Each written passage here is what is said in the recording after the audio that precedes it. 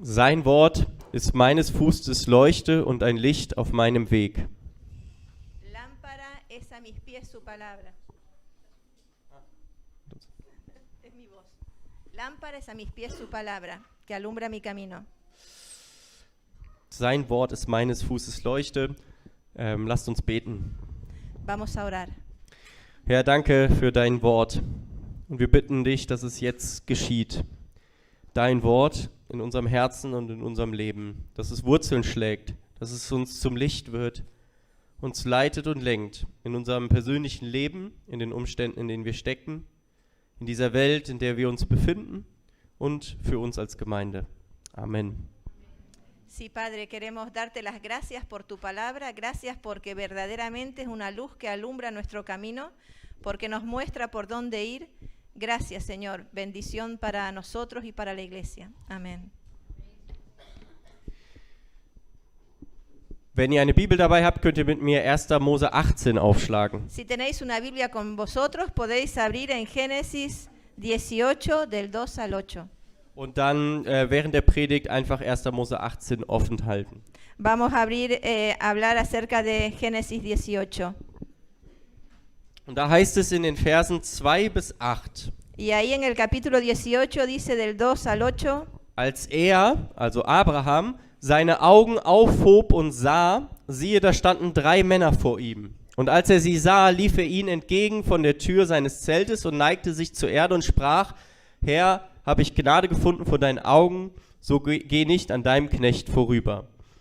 Man soll euch ein wenig Wasser bringen, eure Füße zu waschen, und lasst euch nieder unter dem Baum.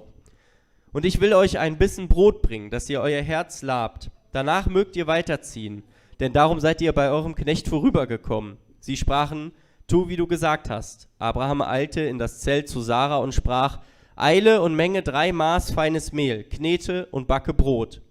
Er aber lief zu den Rindern und holte ein zartes, gutes Kalb und gab's dem Knechten, der eilte und bereitete es zu. Und er trug Butter und Milch auf und von dem Kalbe, was er zubereitet hatte, und setzte es ihnen vor und blieb stehen vor ihnen unter dem Baum, und sie aßen. Abraham alzó la vista y vio a 3 hombres de pie cerca de él. Al verlos, corrió desde la entrada de su tienda a saludarlos, inclinándose hasta el suelo. Dijo: Mi señor, si tu siervo cuenta con tu favor, te ruego que no pases de largo. Haré que os traigan un poco de agua para que os lavéis los pies, y luego podréis descansar bajo el árbol. Ya que habéis pasado por donde está vuestro siervo, dejadme traeros algo de comer para que os sintáis mejor antes de seguir vuestro camino. Está bien, respondieron ellos, hazlo así. Abraham fue rápidamente a la tienda donde estaba Sara y le dijo: Date prisa, toma unos 20 kilos de harina fina, amásalos y haz unos panes. Después Abraham fue corriendo a donde estaba el ganado, eligió un ternero bueno y tierno y se lo dio a su sirviente, quien a toda prisa se puso a prepararlo. Y luego le sirvió requesón y leche con el ternero que estaba preparado. Mientras comían, Abraham se quedó de pie junto a ellos debajo del árbol. Abraham ist einer der Stammväter des Volkes Israel. Abraham es el padre del pueblo de Israel. Das Volk, was Gott auserwählte, um seine Geschichte mit den Menschen zu schreiben. El pueblo que Dios escogió para mostrar su historia con la humanidad. Mittlerweile, durch Jesus, sind auch wir eingeladen, Volk Gottes zu sein. Y por medio de Jesús nosotros estamos invitados a formar parte de este pueblo. Aber damals wählte Gott dieses Volk aus.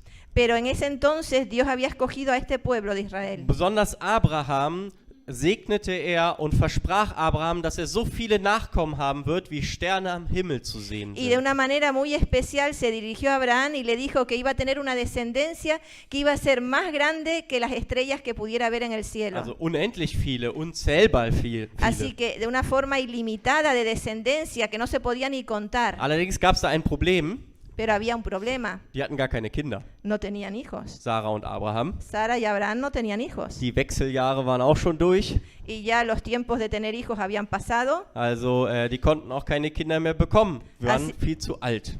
Así que ya no podían tener hijos porque eran muy mayores. Aber dann geschieht dieses Ereignis, was wir gerade gelesen haben. Pero entonces sucede este acontecimiento que acabamos de leer. Abraham sitzt da rum und es kommen 3 Gäste vorbei. Abraham está ahí sentado y ve pasar a 3 personas. Und ich habe die diese Geschichte ausgewählt, weil Abraham uns zum Vorbild wird, wie er sie mit Gastfreundschaft empfängt. Y yo escogí este pasaje porque Abraham es un ejemplo a seguir de la hospitalidad, de cómo atiende a las personas. Er wäscht ihnen die Füße, Le lava los pies, er gibt ihnen den Schattenplatz unterm Baum, le da un lugar a la sombra debajo del árbol, also den besten Platz, den du zu Hause así hast. que el mejor lugar que tienes en tu casa. Er bereitet das beste Essen zu, was er zu Hause hat, lässt sogar extra einen Kalb schlachten. Prepara una comida la más exquisita, incluso hace matar a un cordero para ellos. Das ist doch echte Gastfreundschaft. Es una verdadera hospitalidad. Gastfreundschaft, darum soll es heute gehen. Y justamente de la hospitalidad es de lo que vamos a hablar hoy. Denn wir sind in dieser Reihe und beschäftigen uns diesen Monat mit der Kultur meiner Gemeinde. Porque sabemos que estamos en esta serie de predicaciones enfocadas en la cultura de nuestra iglesia. Und es gibt dazu Werte, wie diese Kultur geprägt sein soll. Y hay valores que deben caracterizar a esta cultura de la Und iglesia. ein Wert, der heißt so: Y uno de los valores quiere decir así, dice así. Wir wollen gastfreundlich sein. Queremos- Oder Sí. in Espanol. Jeder ist herzlich willkommen, egal wer er ist oder woher er kommt. Queremos ser hospitalarios y todos son bienvenidos, no importa quién sea o de dónde vengas. Und dazu habe ich 4 Gedanken. Y para ello he anotado 4 Und pensamientos. der erste ist, Gastfreundschaft ist ein echtes Kulturgut. La primera es que la hospitalidad es un verdadero bien cultural, de la iglesia, cultural. Gastfreundschaft war im alten Orient ganz weit verbreitet. La hospitalidad en el Antiguo Oriente estaba muy extendida. Und noch jetzt, das weiß ich aus Erzählungen, ich selbst war noch nie da, wenn man in den Osten fährt, wird man in diesen Ländern ganz gastfreundlich empfangen. Y también actualmente sucede de esta manera. Uno es recibido en el Oriente de una manera muy hospitalaria. Damals war Gastfreundschaft eine sehr wichtige Sache, damit man überhaupt reisen konnte.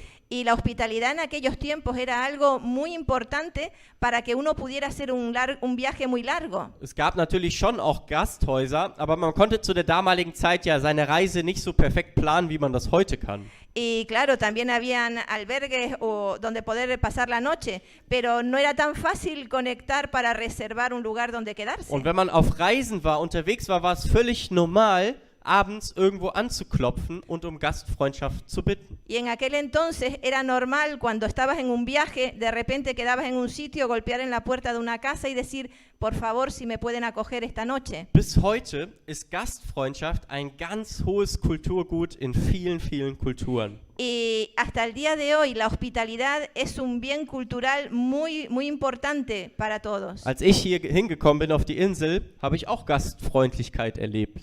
Cuando yo llegué aquí a la isla también experimenté hospitalidad, Dass Menschen mich mit offenen Armen empfangen, mit Herzlichkeit, mit Freude, que las personas me recibieron con amabilidad, con alegría, mit Essen con comida und noch mehr Essen. y más comida. Und man hat keinen Hunger mehr, aber man muss noch weiter essen. Y aunque no tengas más hambre, te seguían sirviendo, así que seguías comiendo. Natalie und ich waren mal in Deutschland bei einer indischen Familie eingeladen. Natalie y yo estuvimos en Alemania invitados a casa de una familia india, hindú. Auch zum Übernachten. También íbamos a pasar la noche allí.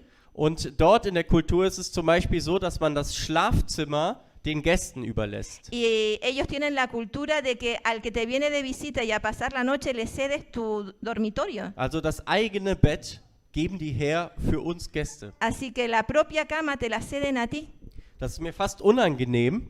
Y para mí era un poco incómodo, Für mich wäre es völlig okay, auf dem Sofa zu schlafen, auf dem Boden zu schlafen. porque a mí me hubiera valido dormir en el sofá o en el suelo. Und ich weiß auch nicht, ob ich bereit bin, mein eigenes Bett herzugeben. Y yo no sé si estaría también dispuesto a ceder mi propia cama a otro. Aber es ist Teil ihrer Kultur, diese Gastfreundlichkeit dem Gast zu geben. Pero para ellos es parte de su cultura, forma parte de su cultura entregarle eso al que viene a pasar la noche a tu casa. Wie ist das in deiner Kultur? ¿Y cómo es en tu cultura? Wie bist du damit aufgewachsen und groß geworden? ¿Cómo has crecido tú en tu cultura sobre este tema? In dem Land, wo du vielleicht herkommst, Del país del que tú vienes, wie empfängt man da Gäste? ¿cómo se recibe a la persona que viene de forma hospitalaria? Wird da auch sofort gekocht und alle kommen zusammen und es wird gefeiert? ¿Se cocina todo rápidamente y se vienen todos juntos y se celebra?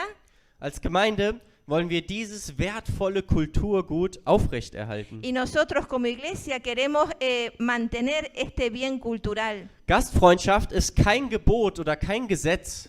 La hospitalidad no es un mandamiento, no es una ley. Nicht damals und auch nicht heute. Ni entonces ni tampoco ahora. Das spanische Gesetz sagt nicht, jeder Bürger in Spanien muss gastfreundlich sein oder sowas. La ley no dice que cada ciudadano en España tiene que ser hospitalario. Und trotzdem ist Gastfreundschaft weit verbreitet, weil es ein Kulturgut ist, weil es aus dem Herzen der Menschen kommt. Y aún así, la hospitalidad es un bien cultural que se ha extendido, que parte del corazón de las personas. Und ich glaube, Gott wirkt darin. Yo creo que Dios obra en eso. Gott wirkt durch Gastfreundschaft. Y además obra a través de esa hospitalidad. Ich glaube, so habe ich die Gemeinde erlebt, als ich hierhin gekommen bin, dass wir eine gastfreundliche Gemeinde sind.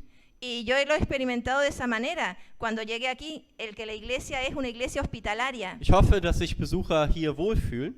Espero que las visitas se encuentren a gusto aquí. Aber wir wollen das mit diesem Wert auch festhalten. Wir wollen sagen, ja, so wollen wir sein als Gemeinde. Und wenn noch was fehlt, dann wollen wir darin besser werden, noch gastfreundlicher. Es decir, yo creo que debemos mantener este bien, pero si falta todavía algo, queremos además promover a que se mejore.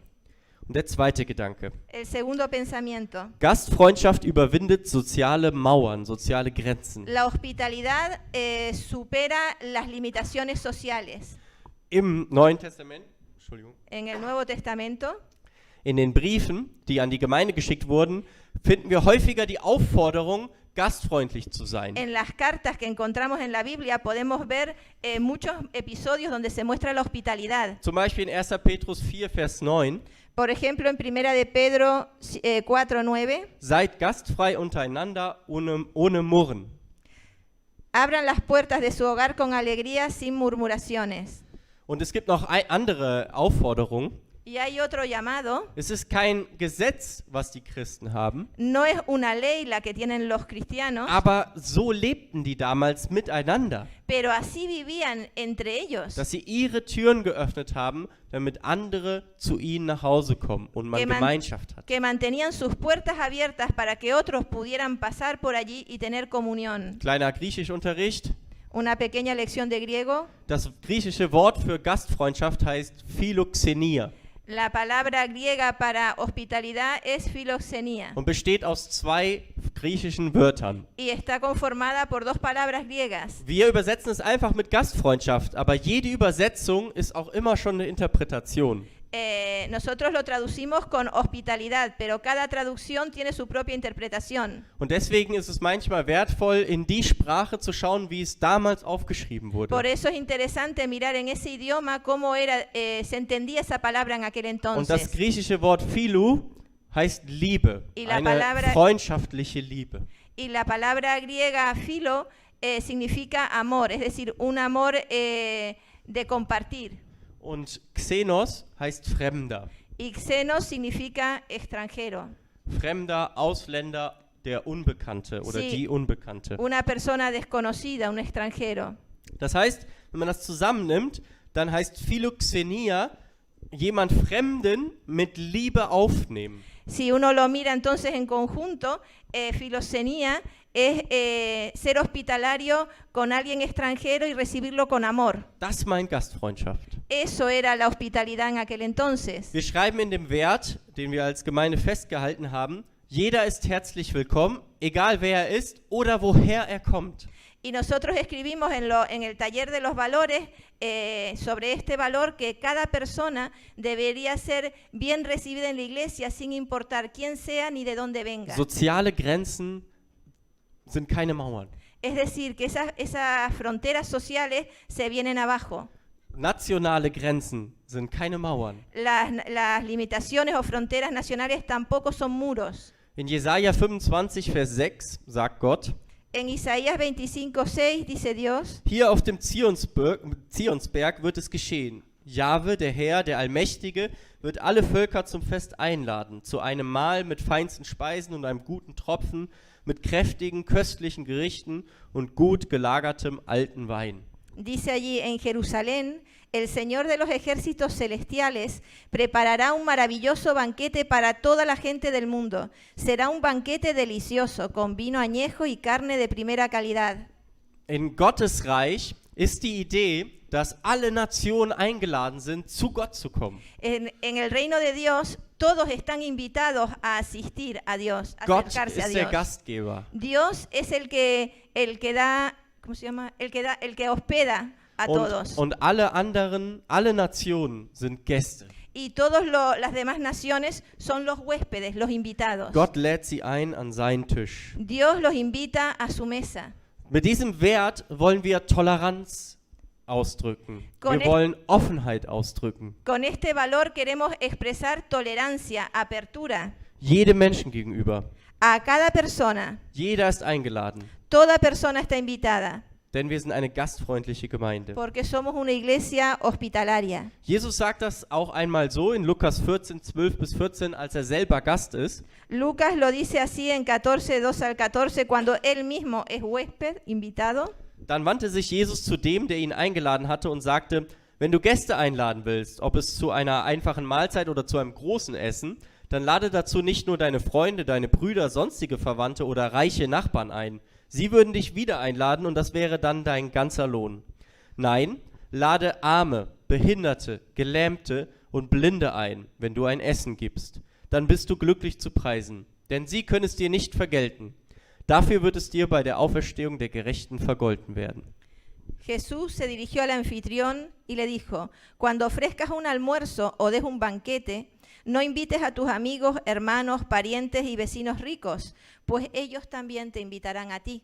Y esa será tu única recompensa. Al contrario, invita al pobre, al lisiado, al cojo y al ciego. Luego, en la resurrección de los justos, Dios te recompensará por invitar a los que no podían devolverte el favor. Wir machen alle in unserem Leben soziale Grenzen in unserem Kopf. Todos nosotros establecemos limitaciones, fronteras sociales en nuestra cabeza. Wir trennen zwischen alt und jung, Hacemos separación entre las personas mayores y las personas jóvenes, zwischen Frau und Mann, entre hombre y mujer, zwischen reich und arm, entre los ricos y los pobres, zwischen gebildet und ungebildet. entre las personas que tienen formación y las que no. Wir sehen in einem Menschen eine Person, die geschieden ist.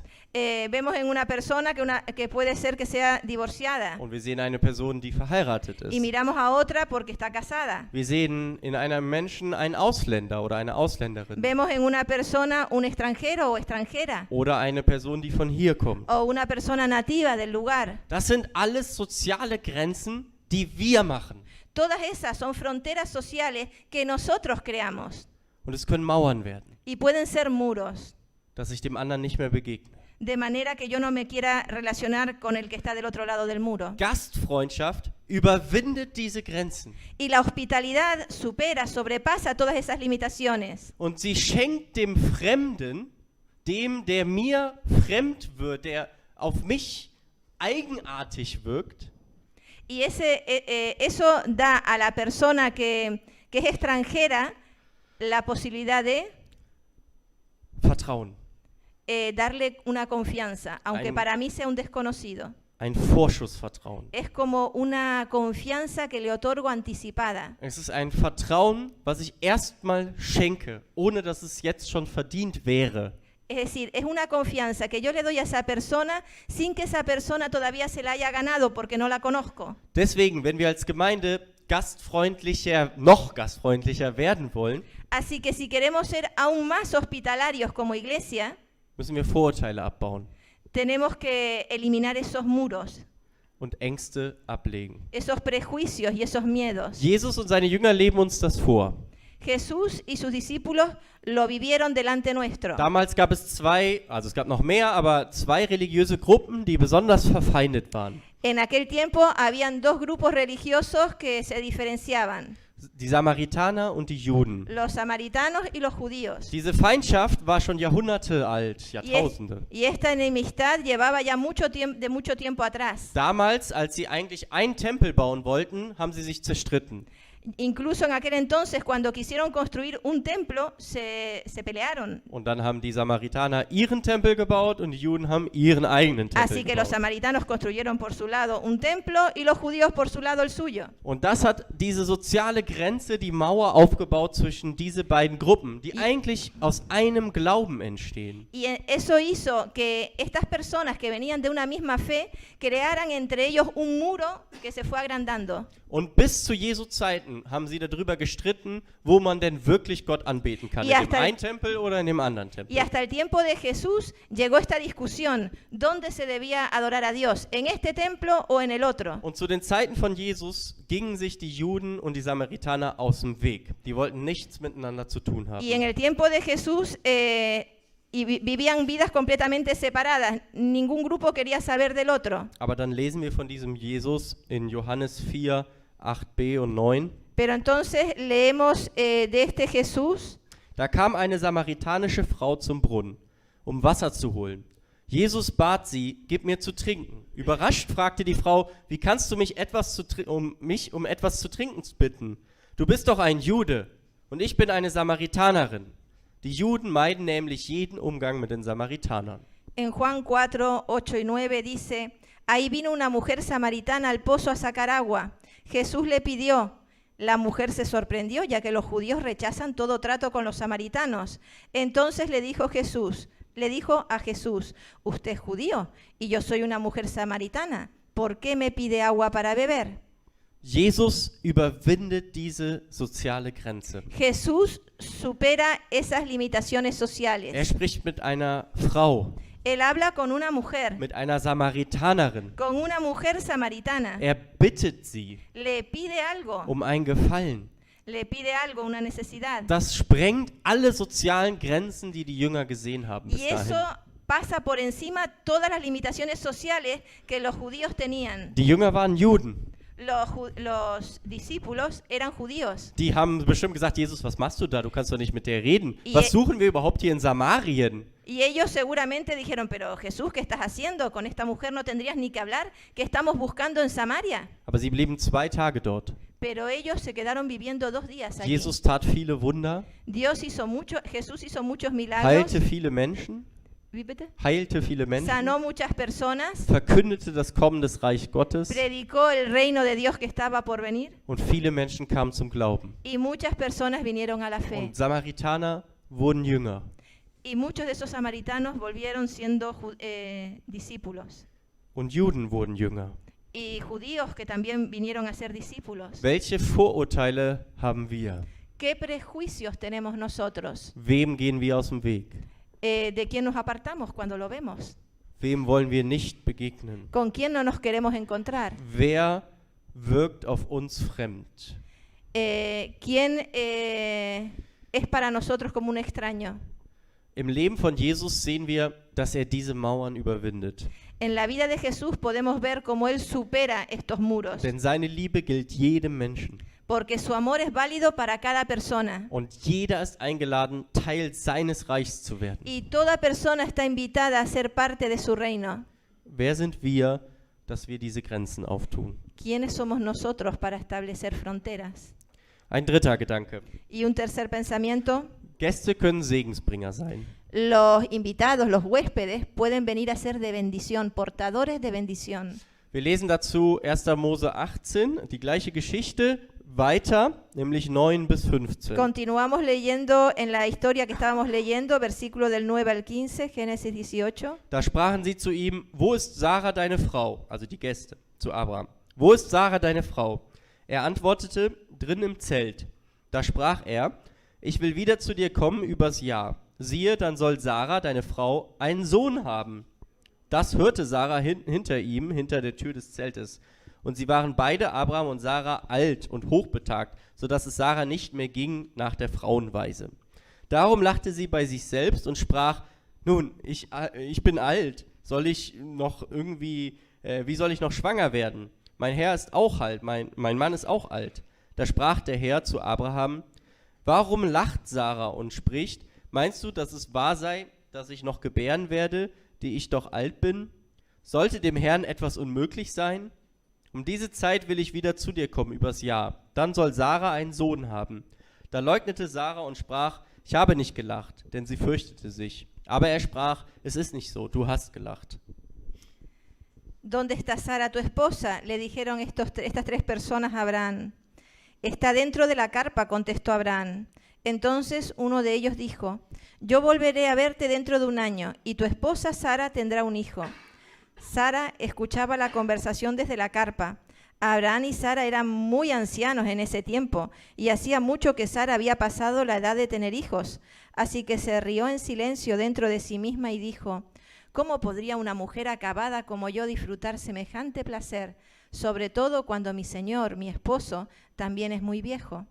Entonces el Señor le dijo a Abraham, porque se rió Sara y dijo, ¿acaso puede una mujer vieja como yo tener un bebé? ¿Existe algo demasiado difícil para el Señor? Regresaré dentro de un año y Sara tendrá un hijo. Sara tuvo miedo, por eso lo negó. Yo no me reí, pero el Señor dijo, no es cierto, sí que te reíste. Die 3 Gäste waren nicht umsonst da. Sie waren nicht nur da, um Essen zu sich zu nehmen. Esa visita, esos 3 invitados, no estaban allí simplemente porque sí, estaban allí con un objetivo. Sie überbrachten eine frohe Botschaft. Ellos traían un buen mensaje Sie de alegría. überbrachten ein Wort von Gott, Traían palabra de Dios para ellos. dass nämlich Sarah schwanger werden wird und einen Que- Sohn bekommen Que wird. Sara iba a quedar embarazada y que iba a tener un hijo. Und das scheint so lächerlich, dass sie erstmal lachen muss. Y claro, sonaba un poco gracioso que ella se rió. Und dann lachen die. Y entonces se ríen. Und wisst ihr, wie der Sohn heißt? ¿Y sabéis cómo se llama el hijo? Isaak. Isaac. Wisst ihr, was dieser Name ¿Sabéis bedeutet? qué significa ese nombre? Risa. Der lacht. El que se ríe. Gott hat manchmal Humor. A veces Dios muestra su humor.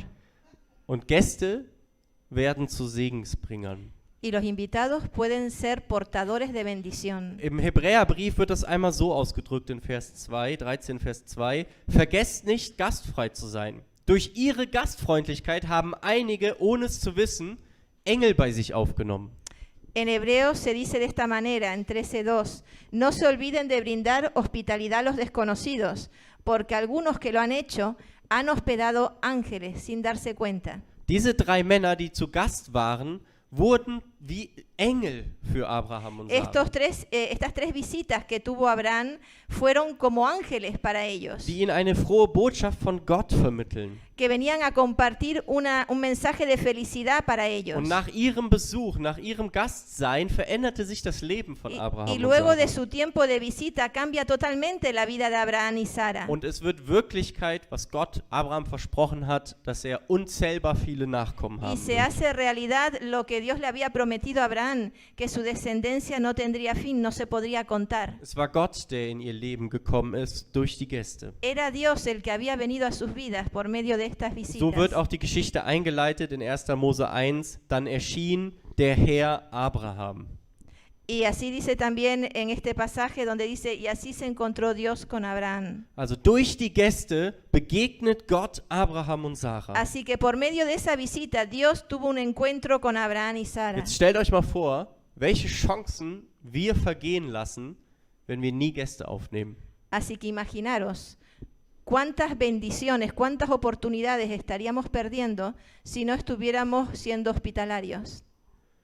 Gäste können für uns zu Segensbringern werden. Porque esas visitas pueden llegar a ser para nosotros portadores de bendición. Gott kann uns durch sie begegnen. Dios puede encontrarse con nosotros a través de esas visitas, Dass wir am Ende sagen, wie Engel. que al final decimos como ángeles. Lade doch mal diese Woche jemanden ein. Invitad en esta semana a alguien. Du kannst es planen Quizás lo puedes planificar oder spontan. o quizás lo puedes hacer de forma espontánea. Vielleicht will Gott dir begegnen. Quizás Dios quiera encontrarse a través de esa persona contigo. Als Gemeinde sind wir eine Gemeinde, die oft Gäste hat. Como iglesia somos una iglesia que a menudo tenemos invitados, Urlauber, personas que están de vacaciones, Überwinterer, que vienen a pasar el invierno aquí, Familien von uns, die vorbeikommen, nuestras familias que a lo mejor nos visitan, Besucher von anderen Gemeinden oder andere Besucher, die einfach mal vorbeischauen wollen. visitas de otras iglesias o simplemente visitas. Das gehört zu unserer Gemeinde irgendwie dazu, dass jeden Sonntag andere Leute da sind. Eso es parte de nuestra iglesia, que cada domingo hayan otras personas aquí. Und immer haben wir Gäste. Y siempre tenemos visitas. Manchmal sind wir als Gemeinde auch wie ein Durchlauferhitzer. A veces somos como iglesia, como esos puestos que hay en mitad de la carrera que te preparan, te dan de comer y te mandan a seguir el camino. No sé cómo se llama eso. Él dijo calentadores. Habituallamiento. Also bei Natanael me mataría. Durchlauferhitzer funktionieren ja so, dass das Wasser läuft und beim Laufen wird es erhitzt und dann ist es aber auch schnell wieder raus. O sea que tú hablas de un calentador. Pero un que calentador donde el agua está fluyendo y lo sí, va está fluyendo y calentando a medida que calentando sale. mientras fluye. Queda más bonito el habituallamiento de la Okay. carrera. Vale. Genau, wie ein Durchlauferhitzer. Menschen kommen, sind vielleicht für 1-2 Jahre Teil dieser Gemeinde und ziehen weiter. Son personas que a lo mejor vienen por 1 o 2 años a nuestra iglesia y luego se mudan y continúan su viaje. Am Anfang hat mich das frustriert. Al principio eso me frustró. Als Pastor will man, wenn jemand kommt, dass er sich einbringt, dass er Teil von der Gemeinde wird und über Jahre die Gemeinde mit aufbaut.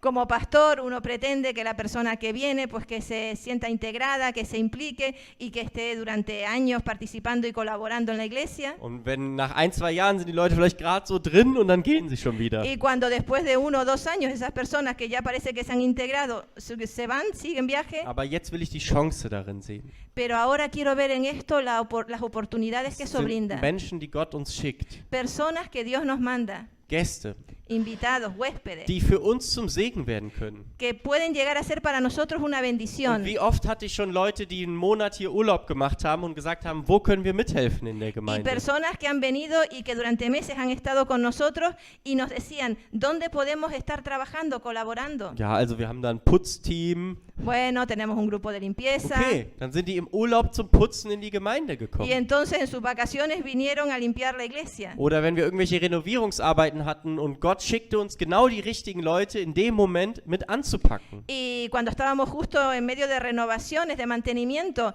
y venían personas que justo tenían esos talentos para ayudarnos. Gäste können Segensbringer werden. Los invitados, los huéspedes pueden traer bendición. Und Durchlauferhitzer bedeutet auch, wir können auch sie segnen und ausstatten für das, was danach kommt, wenn sie weiterziehen. Y también nosotros les podemos ser de bendición porque tienen un camino por delante y les podemos bendecir para eso que van a continuar haciendo. Wenn wir Gastfreundschaft leben, dann geben wir nicht nur ein kulturelles Erbe weiter, sondern wir treten in einen Segenskreislauf ein. Cuando estamos hablando de hospitalidad, no solamente hablamos de transmitir una herencia, sino de un fluir de bendición constante. Wir versorgen diese Person, wir dienen der Person, Cuidamos de esa persona, la servimos. aber sie wird auch zum Segen für uns, durch das, was wir hören, durch das, was wir lernen, durch das, was wir mit dem Menschen Pero ellos erleben. también son de bendición para nosotros por medio de lo que ellos oyen, que nos enseñan, nos transmiten. Und letzter und kürzerer Gedanke, Y el final, el cuarto punto, Jesus will Gast sein.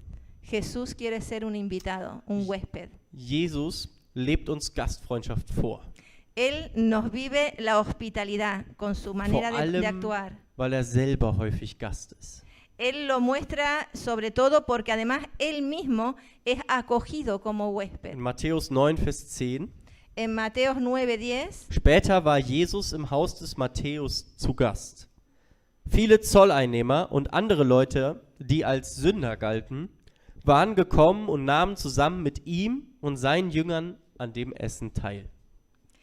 Más tarde, Mateo invitó a Jesús y a sus discípulos a una cena en su casa, junto con muchos cobradores de impuestos y otros pecadores de mala fama. Immer wieder lädt sich Jesus zu den Leuten nach Hause ein und isst mit ihnen.